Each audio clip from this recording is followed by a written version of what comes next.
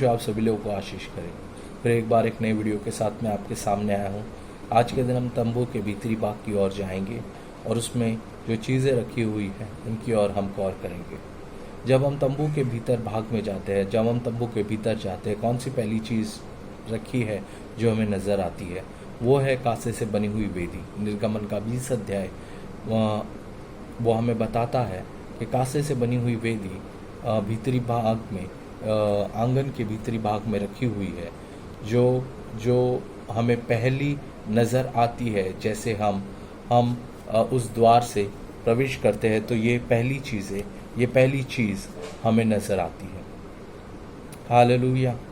ये वेदी हमें क्या दर्शाती है? ये वेदी हमें परमेश्वर के बलिदान की ओर दर्शाती है।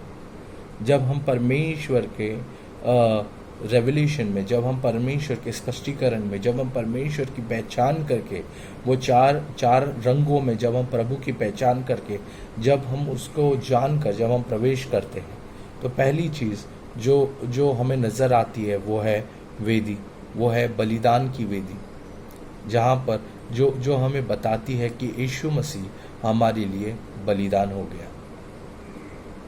वो केवल हमारे आज के लिए बलिदान नहीं हो गया, लेकिन जो हमने किए थे पाप, उसके लिए बलिदान हो गया। एफिसियों का 1 अध्याय वचन 7 जो कहता है जो हमने किए थे उसके लिए बलिदान हो गया, उसने हमारे सारे पापों को क्षमा किया।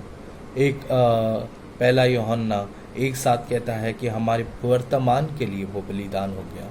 हमारा वर्तमान सारा उसने साफ कर दिया, उसने क्लेंस कर दिया। और रोमियो का 5 अध्याय वचन 9 कहता है कि हमारे भविष्य के लिए वो बलिदान हो गया। वो उसने हमें क्षमा किया, उसने हमें क्षमा किया है, उसने हमें साफ किया है और उसने हमें सही किया है ताकि हम प्रभु के सामने खड़े रह सकें।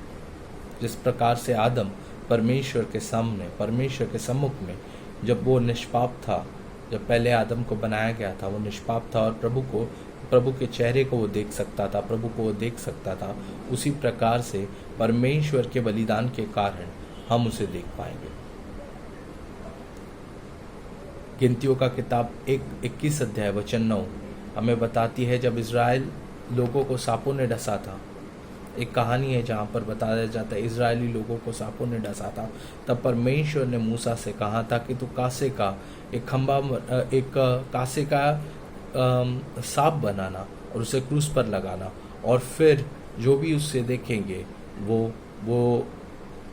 चंगे हो जाएंगे। यहाँ पर जब इस वेदी के विषय में हम बात करते तो ये भी कांसे का बना हुआ है। तो ये क्या बताना चाहता है? ये बताना चाहता है यीशु मसीह के बलिदान को, जो हम सबके लिए किया गया कलवरी क्रूस के ऊपर।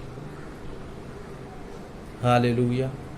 प्रियो, जब तक हम उस द्वार से प्रवेश नहीं करते, जब तक हम यीशु मसीह को वो 4 रंगों में नहीं देख सकते, तब तक हम उसके बलिदान का सही अर्थ, सही पहचान नहीं कर पाते। और जैसे हम भीतर जब हम यीशु मसीह को पहचानते, सबसे पहली चीज़ जो हमारे जीवन में होती है वो है क्षमा मांगना। हम ये कहते हैं कि परमेश्वर मेरे लिए तू बलिदान हो गया और मुझे तू क्षमा कर सारे पापों से, मुझे क्षमा कर सारी गलतियों से, मुझे क्षमा कर जो भी मैंने किया है उससे। और परमेश्वर हमें क्षमा करता है। मेरा विश्वास है कि आपने ये समझा होगा ये कांसे की वेदी के बारे में। हम अगली बार और नई चीज़ों को देखेंगे, अगली बार हम और नई बातों को देखेंगे तंबू के विषय में। प्रभु आप सभी लोगों को आशीष करे। बाय।